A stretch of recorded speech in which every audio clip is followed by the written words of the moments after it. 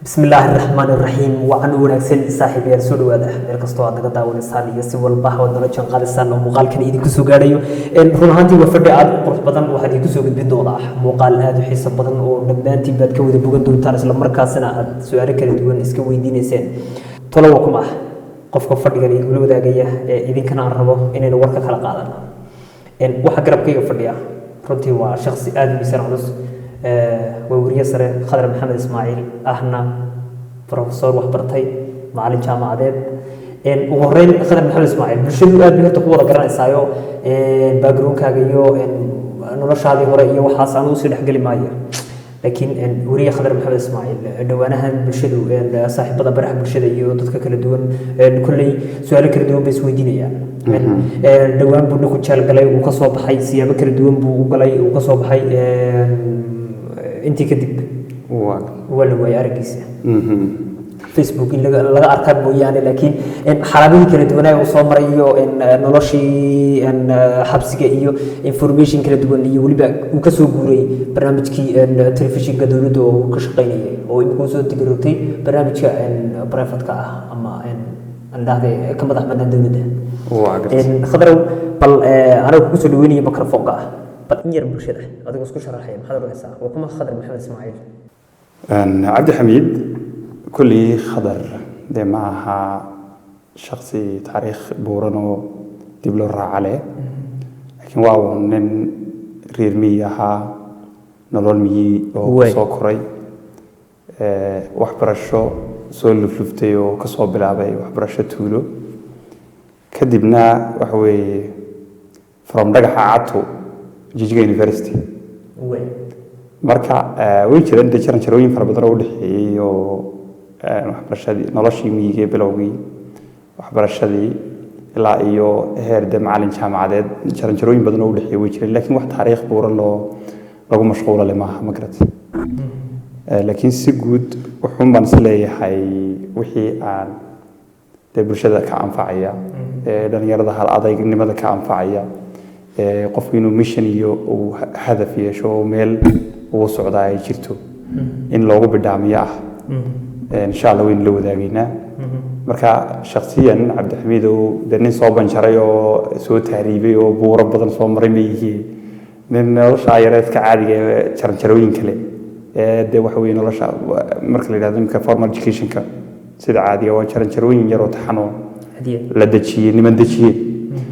marka jaranjarooyinka qofku عمريسا iyo waxa la isku balance kareynaya inta waqtiga dhow degree qaado adana ka sii soco master qaado qofkii uu gaboway waqtigiisa baa dhamaaday ma garatay marka waa uu nolosha formal life ka caadiga ee jaranjarada leh uu nin soo maray laakiin asalkiisu mi yahay adayg iyo waxyaabo badan oo aan isleeyahay xaaladaha qaar baad uga soo gudubtayna ay sabab u tahay in reer biya وجيل زراعي. أديه. كلي حولها إلا يو إنبورها لو سكر وهي كم تحس ذني أمسنا هي قيبها نرش أبغى أبغى. أديه. سيدا عادي جاب كل شيء. النبي صلى الله عليه وسلم حليلي. هو كم ده حليلي ودهان إنه أدراعي. عادي صور راعي. مركا سيدا جيل ورسومات بحبوت المنطقة حولجي. أما أن يدور لقوضه ولو آذي بديه. وهول بديه. آذي هول بديه. مفهوم بوليه إن إن خلاص أجي ونقول هذاك يرات رمية أو أنا بسوق لي وحنا عن الرمية ومية بسوق لي. صوتهم بعد هذه الفترة. أنا وحنا آذي شيء يعني أرجع. أنا ويل ما كان. لكن أنا كذا. أنت أرجع لما بحوي أقول لهم همين كمان سوي كذا. sida caadiga kulli geel iyo arigu waxay ku kala hawl badan yihiin qofku aad buu u daalaya geel raaca macnaha geeli uu ka socod badan yahay uu kala wada dheer yahay ariga mid kale geel waxa loo foofiyaa maxaan oran karaa qiyaastii 40 kilomitir 30 kilomitir oo si socodiyo soo socda ilaa hadduu 60 ba gaarin mararka qaar ama 50 gaarin marka geelu muddo badan masaafo badan oo soconaya maalintaas oo dhan oo soconaya marmar yar oo xasila mooyaan ama meelaha qaarad ku xasilayso laakiin arigu Cabdi Xamiid waxaan malaynayaa 10 kilomitir malaha maadan dhaafin maya inaan rabto sameeyay arigu anu waxaan aaminsanaa nin Cabdiwahaab Nuur Yuusuf halkan ka salaamay isku ciyaal baan ahay oo soo kornay xoolahan wadayay jirnay xilligaas markaas uu geer jirmo maanta oo dhan inta la ciyaaro oo wax weeyaan aan meel walba ka soo dhacno oo ariga aan fiid ka eegay kolba oo daawo ka ilaaliyo tubaab kale ka ilaaliyo tani arigu inta mid ku dhibadan yahay maanta waxa tubaab oo dhan bas wax waa geela laakiin aroortii uu sii daaya gulcadu markaa geelka sii daaya ilaa karaajiisa iyo shabeello oo kale uu soo dhaadhacay inta gulcada ka soo soofiyo ka sii daaya aroortii maanta oo dhan nala ciyaara casarka uu geela ba soo hinaya وسود إلى كراجيس إلى شباب الدشيدة وهو هبيك فيت كانوا سكني مع الله هذا واحد مرة جيلة سينا در جيلة حلا جيل بانو هيم ورنيهم يا جيلة أنت إرمان وسكسون كنت تقلد ما يقال لكن جيل كلمة صور العواني اليوم مركا أنا واحد من مثلا جيلة إنه كل بيري هي أرجع واحد كل بدنا أرجع دهرت كم فريزن كرتيد كم جيسن كرتيد هذا إير كجيسته تعاون يو ورابي يو واحد ما هرس وأصلا جرمنا لكن waxay ku xidhan tahay ardayga waxa keenaya ma aha qofku inuu maalintii oo dhan taagan yahay laakiin waa shaqada adag oo qabanayo waayo maanta haddii nin xamaali ku dhirbaaxo iyeen waxa weeye professor jaamacadeed hadduu ku dhirbaaxo kala dhirbaaxo ku leeyahay aadiyad marka dhirbaaxada xamaalka waxa adayga ka dhigay xoogii awood u yeelay waa shaqada uu qabanayo abdi marka qofka geela raacaya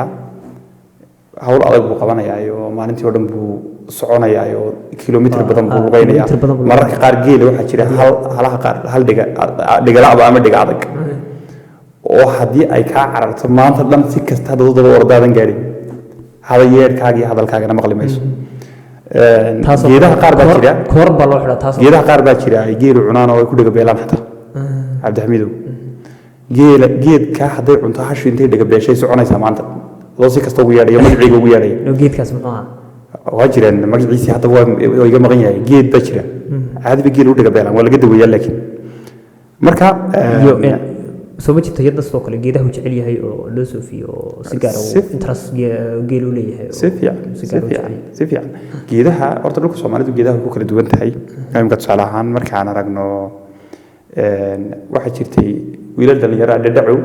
insha Allah mustaqbalka halkan haddii uu muuqaalkan daawan doono wiil ciidankeena kamid ahaa oo dhadhacow baa la yiraahdaa hadda xabsiga ku wada xidhnayno dadku markay xabsiga ku wada jiraan aad bay isku bartaan soo aadiya marka ninkaas nin jir jira hore abu ahaayo sheekan uu kala qaadanay aad baa u sheekaysan jiray dhadhacow halkan ka salaamay reer gobolkee waa ninkaas dhadhacow waa nin raafdheer aadiya halkan ka salaamay waa uu ahaa wiilka noogu yar tagarnasay cid walba ahi wiilka noogu yar buu ahaa meesha xabsiga de nin geel jira hore abu ahaayo geeliga experience badan oo wax badan baan ka sheekaysanay marka geedaha markaan ka sheekaysanayna mararka qaar geelu daaqo geedahaasan isku fahmi way jireen sababtu wax kale ma aha Soomaalidu geedaha aad uga kala duwana laakiin waxa lagu kala duwan yahay Cabdixamiid waxa weeyaan magacda mararka qaar geedaha loo bixiyo laftooda lahjada la isticmaalo marka wiilka markaan sheekaysanayno ama geeli iyo waayihiisa ka sheekaysanayno wuxuu oran geedka sarinka la yiraahdo kale imika deegaanka anagu soo barbaaray laga yaqaan sarin mararka qaar buu waan xalaabi ku aniga ma garanayo sarin ma garanayo sarinkaas oo kale ma garanaysid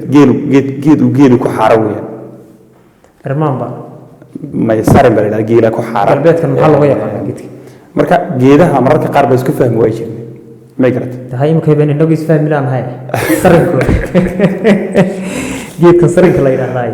inaad reebo geedkii Cabdixamiid geedka inuu ku tusamo magac kale ma aqaano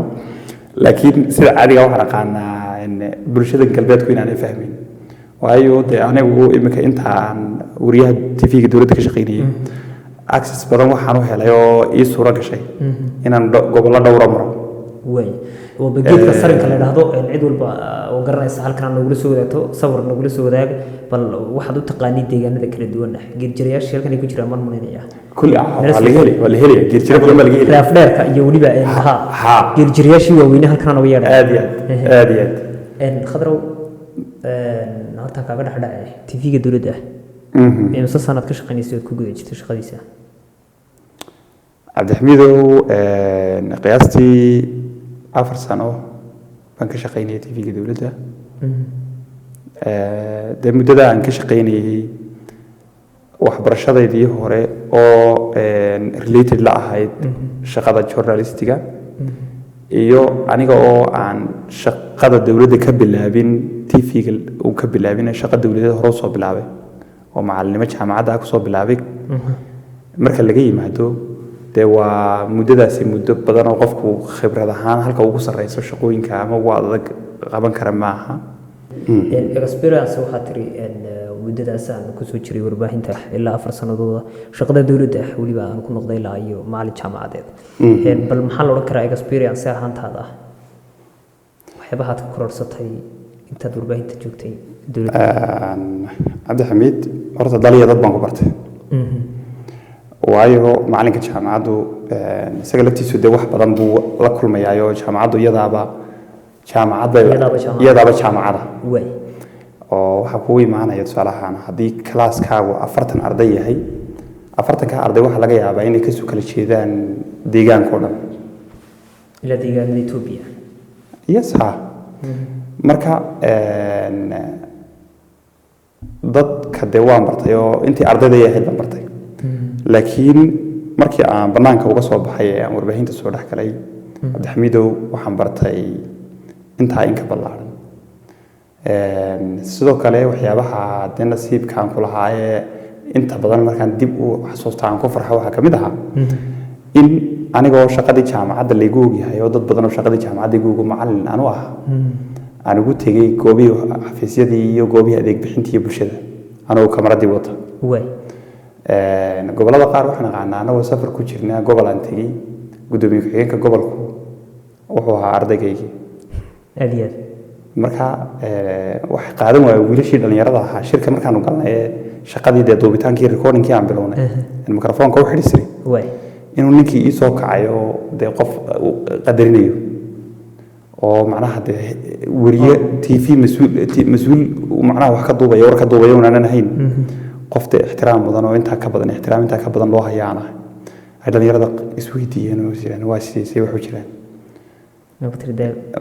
marka ka hor dad de waan bartay laakiin warbaahintu inta badan waxay shaqadeedu waa socod fadhima marka dhalinyarada dad baan bartay deegaanka intiisa badan baan bartay sidoo kale aniga laftaydii baa ka soo baxay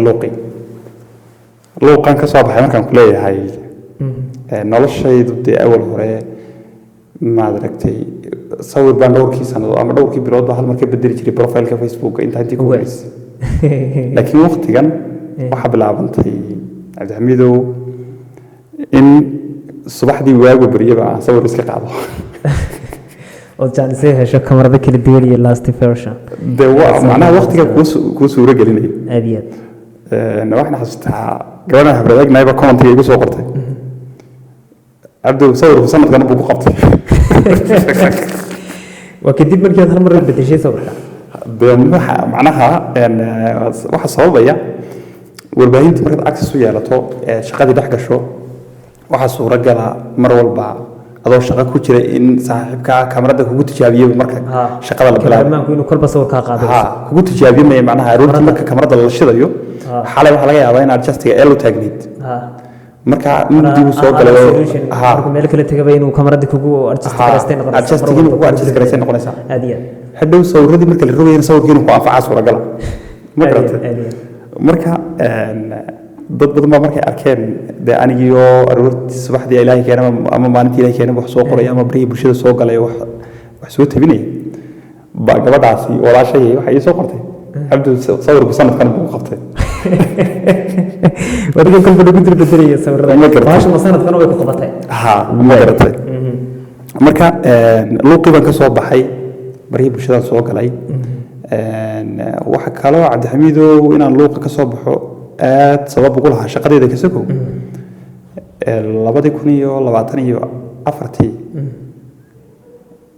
2024 aad 2023 December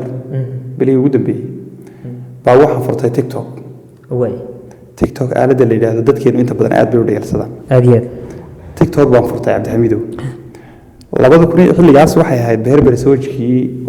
dadkeenu kulay deegaanka shacabka deegaanka beerber soojku ay garanayaan loo sharxi maayo dadka kale daawan doona si ay inoola fahmaan berberi sawaj waxa weeyaan Ethiopia beher sawaj waa Ethiopia shucuub kala duwan oo aad u fara badan baa ku nool marka Cabdixamiid qoomiyadaha faraha badan leh si bulshada inoola fahmaan qoomiyadaha faraha badan leh Ethiopia oo ilaa iyo qiyaastooda la yiraahdo 80 luqadood ka badan baa jirta ha waxa la sameeyay waqtigii dastuurka dalka la sameeyay balaniyo dastuurkan kala jaada dadka oo sida Soomaalida kala Soomaalida waa andhi ama waxbad hal qoomiyad oo kamid ah 84 ha ay tahay Soomaalida marka Cabdixamiid dastuurka ethnic federalism ku salaysan markii Ethiopia qaadatay baa waxa la isla qaatay in maalintii dastuurka la sameeyay leedahay maalinta qoomiyadaha in xusayna وقوميديه مر والبا أي سنة كي هالمر يسكوي مادان قرامة يقوميدها الشعوب تكل دواني تلك إثيوبيا ما معناه هو ما لنو أستيسن إن يسكوي مادان دمان تديوجو كل دواني سيدية من محيدة يلا بهير سوج مركا حين قاب بهير سوج كديان كين وحيا هاي بين أي هالكن إيماني عبد الحميد صور هذه قارح توان هيا وكتوس دونا هالكم وكاتوس دونا إن مركا تيك توك بنفرط معناتها تيك توك waxaan soo galiyay muuqaal wax yar soconaya oo qoladii Ethiopia la soo dhaweeynayo muuqaalkii aad dad badan baa daawaday 40,000 iyo wax baa hayeen lagu beehan Soomaa qolo taagnido had soo duubtay wax xasuustaa walageeda ku taagtaagan marka dad badan baa daawaday 50,000 ad 50,000 iyo wax baa daawaday xiligaas haddana muuqaal kalaan ku celiyo dad badan baa daawaday saa waxaan isweydiinay meeshan ay dad joogaan Facebook marka 100 qof 200 qof ay daawani ama mararka qaar ba 1,000 daawanayaan adeed soo waxaan sirniyo meeshan ay dad joogaanba intii ku horeysay waxa aaladu inta badan waxa lagu yasitaanka waxa keena shuruucda aaladu ay leedahay aaladu shuruuc bay leeyihiin marka tusaale Facebook shuruuc buu leeyahay shuruucda Facebook booliisiga abka haddii ay macnaha shuruucdeedu shuruucda iska baahsan ay tahay tusaale sida Telegram kale waad maqashaan ma xogtiisa wada aysan sirtiisa waan garanayaa marka Telegram leeyahay dadku sas bay qaadaya marka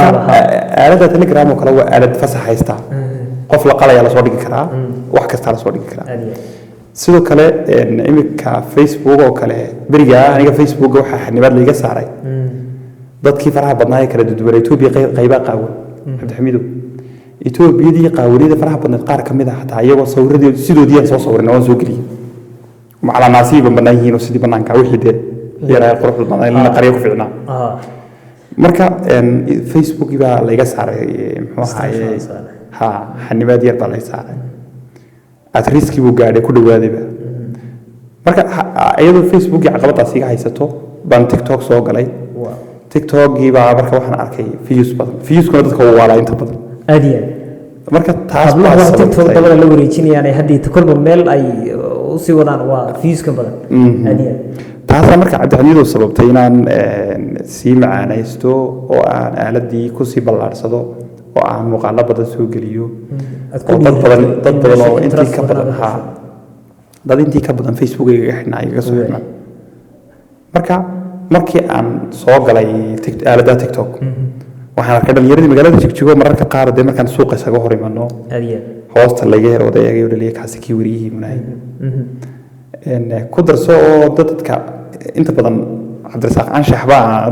waraysi oo hore wixii daawado wuxuu yiri Jigjiga hiwalahayga way ma soo saarto way yasta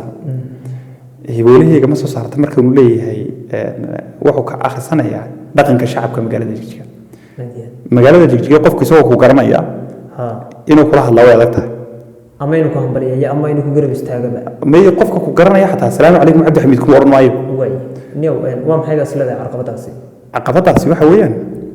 aniga fikirkayga waxa jira adduunka marka ay qofka dhibaato ku dhacdo dhibaatadu sas bay reebtaa dhaawacyada imka dagaal markay dhacaan dhaawacyo badan baa ka yimaada waxa la yiraahdaa trauma la yiraahdaa jajab fara badan baa yimaada dad qof lug go'an qof gacan go'an qof il jaban wax baa soo baxa marka dagaal fara badan saameynta ka yimaada dagaaladaasi markay jajab fara badan iyo dhibaato fara badan geystaan Cabdixamiid waxa soo baxa waxa la yiraahdaa mental trauma qofkan awalku galiba cabsi ku reebay maqli jirtay qofkan colaadii dhibaatadii uu la kulmay baa waxay sababaysaa in maskaxiyan ay raad ugu reebto mental qofku inuu marka maskaxiyan raadka dawladihii deegaanka ka soo tali jiray ay ku reebeen baa dadku saas bay wada qabaan absi baa haysan qofku uu shakisan yahay wuxuu ilaalinaya waxbuu ilaalinaya wuxuu isleeyahay ninka haddaad barato ama isaga laftiisa wax kugu noqdaan wax kale ma garatay marka saskaas iyo tuumada maskaxiyanta uga hadhay ayaa Cabdixamiid sababtay dadku inay in waliba gabihiisa in loo qiiso ku jiro siibada jiito marka Cabdixamiid dadku markay ka hor yimaadaan ama ayagoo ku yaqaan ku arkaan marka dhaafta bay oranayaan wakaad kiiba loo oranay wakaakii marka aad isbarataan qofka saddex ka shaan buu ku oran doonaa niyo waan ku aqaanay in mudaba hadda uu ku yaqaan laakiin wadada ku dhaafi jiray dhulka Soomaalida kale laakiin saama qofka hadii meel uu laga arko baraha bulshada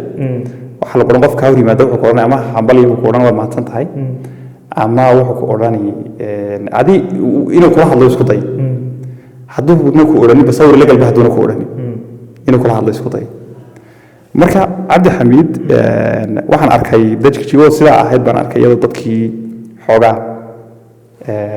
aan yara dareemay dad qofkii labadii qof ay dhaafay ama 15 qof ay dhaafay hal qof oo kamid ah yar leed kan waa kii maalinta dhuweetay ama kii waraysiga maalintii naga duubay ama qofkaan meel ugu tagay ugu leeyahay maalinta waraysiga qaatay qaarkood ama maalin hiblaya ku bartay marka Cabdixamiid tii aaladii baraha bulshada soo dhaxgalay waxay sababtay inaan luuqi ka soo baxo oo aan social media imaado by the way waxa jira Soomaalida markay social media imaado inta badan saameyn xun bay yeelataa aniga social media intaan ku jiray aniga ku sheegay ugu lahaa 2023 baan TikTok furtay December 2024 Facebook ana 2011 baan furtay Facebook-ayga haddaan isticmaalo marka 2011 ilaa hadda laga soo bilaabo inta wax baan ku soo qorayo ku soo gudbinay weligeena arrin ama qabiil ama qabyaalada ama reer u gafaysa reer Soomaaliyeed kuma sheegin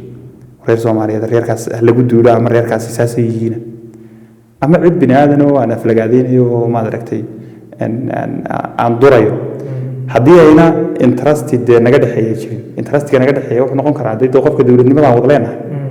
system habka uu noo hogaamiyo waan diidi karaa habka uu hogaamiyo markaan diidahay ma aha qof aan caaya qof ma diidani iyo qabiilana heelasmada qabiil iyo qof mid ma waxaan diidanahay habka adeegii wixii naga dhaxeeyay uu yeesinay ayaan markaa diidanahay marka Cabdixamiid aan kugu noqdo mowduucii waxay noqotay shaqadayda warbaahinta inaan dad iyo dalka barto dad kala duwan kala duwan oo gobol walba oo deegaanka ka soo jeeda markaan iska hor imano aan si qalbiyan isku salaano markii ugu dambeysay socdaaladii ugu dambeeyay Goday baan tagay magaalada Goday qiyaastii dugsiga sare aan tagay dugsiga sare niman mas'uuliyiin la socday dugsiga sare shaqo ka soo qabanayay dugsiga sare ardayda joogta inta badan reer Goday way ka xadaarisan yihiin reerkiga way ka xadaarisan yihiin marka Goday barnaamijkii laga qabanayay laga qabtay waxaan sawirro ka qaaday inta badan dhalinyaradii safka hore fadhiday dhalinyaradii safka dambe ay la hadlay guuriniyo teesawaasidi anaga na soo gaadhay sawirkii baan balaadiyay marka dhalinyaradii deeba sawirradii ka wada qaaday sawirkaasna sawir TV-ga dawladdu u baahan yahay ma intaas oo dhan oo sawir TV-ga dawladdu marka madal iyo dhacdo la tabinayo 5 sawir baa kugu filan ama 3 sawir TV-ga dawladdu sawiradaas oo dhan marka qaadi maayo dhalinyaradii inaan qaarkood lambarada kala qoranay noqotay qaarkood oo fara badan ay igu yiraahdeen waan ku naqaanayo meeshii baan isku jirnaa TikTok ma garata marka taasi waxay sababaysaa in meesha tagtaba lagu yiraahdo macnaha Cabdixamiid meelkii baan isugu jirnaa waan ku naqaanaa dad baad dhaxashay adduunkana dadku waa hantay adiyad samuugta Cabdixamiid ninka abwaanka muxuu dadku waa hantay baro adiyad dadku waa hantay weeyaan maanta alxamdulillah khibrad iyo xirfad aan ku shaqaysan karo aanan ku shaqaysta hadaba imikadan shaqadeedii ku hayo oo aan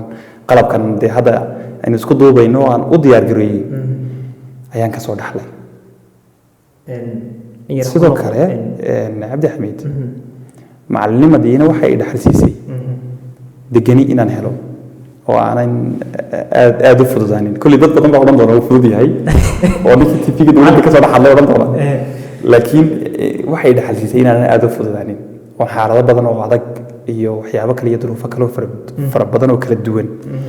aan isku adkayn waayo shaqada macalinimadu waa shaqo inta badan xadidan aroortii baad soo toosi kalaaskaad gali waad soo laabani assignment baad qaadi imtixaan baad qaadi test baad diyaarin waa intaas haddana waa shaqo adag oo de kalaaskii ma goyn kartid qof bini aadana meel ku taagan oo ku sugaya ma garata marka taasi waxay dhaxalsiisay in aan cabdixamiidow waxa weeyaan adayg la imaado waayo qofku interest ku shaqeeya dadku inta badan salahan adiga shaqada warbaahinta ku dhex jirtaa aroortii marka mas'uul kula soo hadla shaqada soo qaba ku yiraahdo waxa giba tugaysa moogta laakiin shaqada macalinimadu waxaagu bisha markay ku dhamaatad heli doontaa wax aroortii kalaaska soo galaa tirisatida ma jirto cadcadaan ma jirto qabax bay yiraahdeen nimankan halkan qabax ma laha shaqada macalinimada marka inaad dhabar adag la timaado mararka qaar intaad soo labisato adoo jeebkaagu maran yahay soo labisato waa macalinkii yaan lagaa dareemaysaa ayay taasi ku baraysaa ma garata tan kalena bulshadii baan kusoo dhex galay marka maalin baan soo qoray facebooka waan kusoo qoray shaqadeeda macalinimada waxaan jeclaadaa oo aan ku faanaa marka aan bas soo fuulo dhowr arday ama 3 arday ama 2 arday oo kala duwan oo aan macallin u ahaan jiray igu yiraahdeen macallin soo fadhiisantay kursiga ka igu ixtiraamaan waana igu dhacday marar badan anoo guday ka soo socda anoo dhagax buur ka soo socda baa kursi la iga kacay ayada lagu ixtiraamay macalinkaygii lagu yiraahdo macalinkaygii alla ma sha Allah macalinkaygii hadiya oo lagaga kaco waxa kale shaqada warbaahintana aan jeclaadaa baan idhi marka aan soo hor istaaga xafiis ama meel shirkad jiro ee leeyahay waraadu kaaga wariyaha soo soco gal warkuuna kale naga jooga la leeyahay macalinkaygii baa ku jiray wariyaha siidaaya wiilka wariyaha marka taasi waxay sababtay cabdixamiid inaan jeclaado labadaydii shaqada markayda adiguna macalinkaaga inta damaanad qaada tiraado albaabka ka siidaaya de mararka qaar iyana duruuftu sababay laakiin duruuftana suura gelin mararka qaar aniga way jirtaa aniga waxay u dhacdaa mararka qaar waxa jira meel aad waardiga iskaranaysaa ama sargaalka albaabka haysta iskaranaysaa aniga isii daaya ma idhahdee anoo qalabkayga wato oo maxaygayga wato intaan galo yaan qof iga dambeeyo idhahdaa qofkaas soo daaya qofkaas aniga waayo ani kulley waan isii daynayaa laakiin waxaan isku dayaa inaan aniga baashinkaas dhaafi waan wada jooga waadii la idhahdana waa qodob gaare inaan idhahdo qofkaas sii daaya marka kulley meesha adiga laga garanayo inaad cid uga faa'iidaysato hadda cabdixamiid anagu nagu soo daaya maanaan odhan jirin markaan anagu galno shaqaalaha TV-gu kulleyba uu gali doonaa qasab weeyaan shaqaalaha TV-ga dowladda iyo anagu maadaama anagu warbaahin barefadar nahay iyo warbaahinta dowladda aad baan horta anagu soo eriyana maanta waxaa jirta anaga teamwork baan nahay maanta ninka freelansiga ah ee wariyaha warbaahin madax bannaan u shaqeeya hadduu hebelba galay meeshan kaga wadula qabtid inaad muuqaalka iyo sawirada barnaamijka inaad hesho macnaha qofka waad siinaysaa laakiin anagu da shuruuc baan ku shaqaynay TV-ga dowladda de TV-ga ما يروح شروع ده كل شغال زي كاميرات شخصي معي عادي حلو ترى بدل ما هالعلي ويجرا وانا فعلا شخصيه الا هذا ولا شيء أنا ولي ما شفته واحد قبّا هذا أو أنا قلت أكو أذكي يعني واحد ناد بنو رباي هلا سيون دي ما شفته صاحب بدل أنت بدل ولا شقيا مرة بعدين أنا مقعد ذاك الشيء حتى مقال ما كان قطع دوبا بدلاني سي أنا قلبي TV حيستي أنا أقرني واحد يمكن هدودي بدل ما كنت بدلاني لكن سيدي عادية هدي TV دولود ما شو كانوا يا شو يا سر TV شغل وضمه لا حاجة لكن هل مدلل عبد الحميد runta aynu ka wada hadalnay imika inagii qoryaha brevetka tviyada brevetka u shaqeeya inta badan nidaamka ma ilaaliyaan annagu marar badan waxaan isku qabsannay dee shaqooyin aan anigu mas-uul ka ahayba oo ayaa isugu imanay waxaan isku qabsannay mararka qaar wararka sida ay usoo tebinayaan ama sida ay u jarjarayaan dee nidaamkii dawligaana ogolaanayn waxaa laga yaabaa codka mas-uulku dee inuu mararka qaar kaftan iskaga dhex dara isagoo TV-ga inay kamarada ku shidnayd ogeyn waxaasoo kale kaftanka iyo waxyaabahaas noocaasi cabdixamiid dee waa wax personal kuma fiicna inay public yimaadin aan ka dhaxkale inta badan warbaahinta private-kiina waxay ilaashadaan views bay ilaashadaan sida warbaahinta Soomaalida u shaqeyso kale iyo u shaqeeyaan oo views bay raadinayaan halka aan isdifaacay warbaahinta private-ka sheegayso tooniga de waa adiga laakiin waad sameysay sida maya runtan ka wada horta cadayman ku haya runtan ka wada hadday barnaamijku inaga baahin aan ku sheego barnaamijka dood ma ahayn Cabdi Xamiid barnaamij dood maaha barnaamijka dood ka dhigto barnaamijka inaga baahin warbaahinta private-ka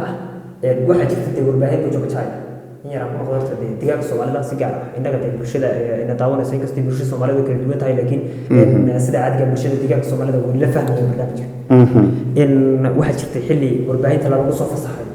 waa gartay 20 TV in ka badan ba deegaanka Soomaalida ka hawlgeli jirtay aadiya hal warbaahineed oo sharci rasmi ah haysatay oo heer federaal ah oo ka shaqeysay inay jireen deegaanka Soomaalida laba TV ba jiraysa nabadda siyaasadda la isku qabtay فهمتي في لها إلى مسؤولية ديانك سومالي اسكو قصدي تكلم اسكو نكسدو وحي دوني برنامج كتيفي وشرعي هجبي عمليا مجمعين لكن برنامج سياسات مو هكاسي تيفي ولا وحده مثلا لكن سي ان وحويا انت سوق الباهي كلا دوان لباتن با كتريان ما باجوتي ديانك سومالي ما جيري wax shuruuc ah oo loo hormariyo deegaanku maadaama xilliga hore xirxirnaa sidoo wali madaxweynaha fiiska sheegay waxa la warbaahinta fasaxanayo shaqada qabsato ya bulshadii deegaanka Soomaalida maadaama ay bulshada xirxirnaa kala duwan dadku ay wariyayaasha ka shaqeeyaan bariis bay wada carreeyeen intooda badan boqolkiiba dhacda 70 dad wax bartay oo video ka yaqaan oo soo shaqeeyay binahay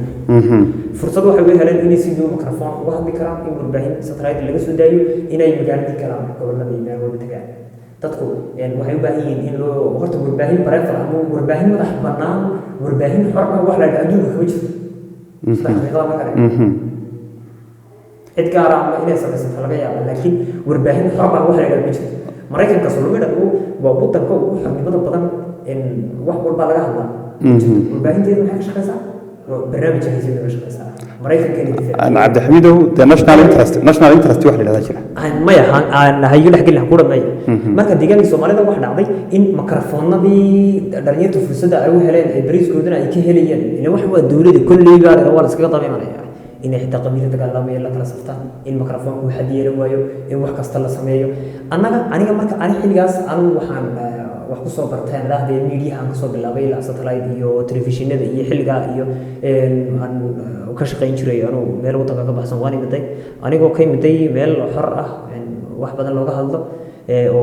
وربعين تصير تحرة حتى أنا ما كي يقصده لما بلود بان شقد جوجيا أنا قلنا شقيني oo yaaban sida wuxuu socdaan warbaahintii la rafacay sabab aan dadka la rafacay baa kamid ahaa warbaahinada la rafacay telefishinka anagu aan ka mas'uulka agaasiga ka ahaa Ethiopia aan joogay telefishinada la rafacay buu kamid ahaa laakiin in han ku dara baroorta laakiin sharciga loo rafacay run markaas u sheego nin atil habriiseeyo oo deegaankii ku soo fasaxday in mikrofoonkii laba qabiilo islaynay hawla kala safto la dhaxto reer beel baa sidoo yiri waa Ethiopia la وشو إن وبيت حبينا شروع يوش خلصان يعني وضع كوضع الشرع يجي في كذا داتين ما إن شروع ده إن لقوا نقمة وفترة كان لقوا نقمة وميديا حتيسة لقوا نقمة وشرعين إن لو ما أبيان أوكي إذا لقوا جروا هاي وهذا هو الرفاع تحكى يعني برضه هالكلام تاعي برضه هالكلام تاعي إيه حتى أنت عمرك كان يمانضو إن دقيقة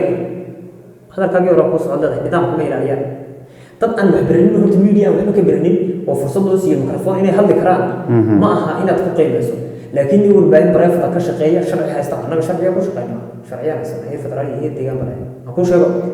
المسؤولية أنا ورك مدحوينها للجوا منها مدحوينها هو قصة ضمنا وحلا هذا هالكاي وركنا عصا باهنين لكن أنت هاي ساي باهي موضوع عقات الصلاة بس أمر بالي سيسي زمان هذا ما شفت عيد جلسية اللي وركي عن كوضع هذا اللي برنامج الصداعة مال بار مصنع مرسي شروع الناد إلى النيل ولو حري ولو حكومة ومحكمة توصل إيش شان سنة هيك بدل إن بعد شرعنا وشقينا أنت كسي ورسنا عادي جاي وربعين تمر حبنا ديان شفت وقت ورطبل أما بيجي كاي ولا ما بيجي بدل أو كده تقول بتجي ديجا كان شقيا ده حاسس نقول شو ديجا الصومالي تقول تسير سوون بلاي هذا وواحد 40 إذا كم شخص رون مركز وشيء laakiinse inta kale ee ninkiisu ku dhex jiro warbaahinta u shaqeeya laakiinse warbaahinta private-ka ah ee jijiga joogta ciddeedu ay wadato oo shaqeysa sawir qaadan Allah ka yeelay oo ku mas'uuliyadda taba socdo annaga loo keenay feerasha markii soo duubaan annaga u baahinay kuwa qar haddee marka cidda shaqaysadii sheegaysa waayo axmed awana loo keliga rafacay dhegeyso boqolkiiba baan ka hadlayaa warbaahinta deegaanka adiga hadda warbaahinta sidii macnaha uga shaqeyn kartaan kala hadlaya bahashan private kale annaga ugu soo dhex jirtay inta maya adigu nidaam Cabdi Xamid hadda wad ka soo baxay أنا ما أنت حتى ميكروفون دحدك سوق مجال جيجيجا أو أنا هذا برنامج بنك دوبا يا رمها برشدة عن سياستنا خصيني صورة قلنا هنا بقول كيو بقول دوبنك هذا عادي لهذا عادي لهذا والله هذا هلك كسر هاي لهذا عادي وتقول هذا هاي أنا وقت دولتي ما مثل دوان دولتي وسكول عادين ولا بحرة ولا بسود أي برنامج كان حاجة طبعا يرى عليها لكن أنا عبد الحميد خدك أو إني وباهم بريفة كشقية يا بعد كل هذا يا أوكي ما كصورة قلمتها waxay suuragal ku tahay deegaanka Soomaalida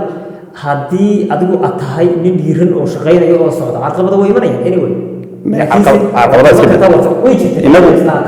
inaga labadeena Cabdi Xamiid martaad u qabatay xilli la lahaa way jirtay Cabdi Xamiid inay xitaa caqabadii ma dhamaan waxaan aaminsanahay ama deegaanka Soomaalida haddaad rabtay suuqa barnaamij ka duubato hadii laftarkaaga waa inaad tahay qof wax duubi kara horta السلام عليكم عبد الحميد شو كذا إن لكانترول أو الويديو وهركيت كسعتان وعيت هاي الأولى هذا دي أما جي ديجان كحرم بابا أنا مسنا وإلا كانترول ويت هاي لكن أنا عادي والله أول شيء بروح تقول هذا وحنا يوصل الأسطوة هدين نبورا غير كيني السيستم كله بيجرو ما فهمت ونوع 20 لو طبعا وشغالين سواء في ديجان سومالي ما عاديا لابدين من نقول صعنا تي في دولة أنت كشقيري labadeen inagoo socnaa barnaamijyo ka sameynay suuqa maalmo badan de wada ogeedinaad kaarkaygan ku badbaadnay macnaha anoo khabar ahaan laga garanay waa ninkii warii TV-ga dowladda la yidhahdo laakiin adoo Cabdi Xamiid marka aad barnaamij aan siyaasadda saameyn ku lahayn magaalada Jigjiga suuqiga ka duubanayso boqolkiiba 90 waxa macquul ah in askariyadan yar lagu soo maartay meeleeyay wadada ilaalinteeda kuwaasaaba iska xiran baatay rabaan aadiyan barta barnaamijka xulqada dawladda iyo qaybaha kala duwan ee wariyaasha iyo shacabka halkan laga daawanayna commentiga lagu soo qaaday kana fikradiina in barnaamijka Jigjiga si toos ah ayar cameraman wax iska duuban karayo inaan duuban karin xitaa caqabada ku dhaceen horta halkan baan commentiga aan ugu soo qoraan aan ka gudbo mowduuca waxaan gudbayaa akhda dheeraad dhawaan waan xiray in muddo awleed soo aaday laga waran marxaladii jeelka Cabdi Xamiid waxaan jeclahay inaan marxaladaha ka gaabsado waayo aniga waxaan u arkaa dee tababar bay ahayd xarig bayn ahayn tababar bay ahayd waa in noloshayda intaan soo leekaa layma xidhin qabalee layguma xidhin degme layguma xidhin weligay maxkamad layma horgeynin weligay dembi ma sabiinin marka nin uun waxaan iska ahaa dee jiirahan ku weynaade waa taqaanaa haanta marka jiirku ku dhex dhasho haddii uu ku dhex dhasho sida uu hadhuurka haanta iyo badarka ku jira uu cunayo haantaasi maalinta dhammaatay uu ka soo baxo bil buu ku jirayba tusaale ahaan maalinta dhammaatay uu ka soo baxo adduunka meel laga xoogsadiyo meel wax laga cuno ma yaqaan saasuu baan ahaa dhinaca dee arrimaha ka ahaa marka jeel in la galaa dee ma aha macnaha wax fiican maaha oo la dhiirigelinayno laakiin haddana in lasoo arkaa marba haddii dad loo sameeyey in lasoo arkaana way fiican tahay oo aan se ka gaabsanaya oo aan waxaan u arkaa inay tababar ahayd tababar muddadii tababarkaad ku maqnayd ilaa hadda wixii ka dambeeyay 3 bilood tababar bay ahayd inta tababarkaad ku maqnayd ha caqabada nuuciyaad kala soo diristay ama khibrad ahaan ama laade waayaarnimada wax nuuciya labada dhinac kala soo kulantay waa loo karaa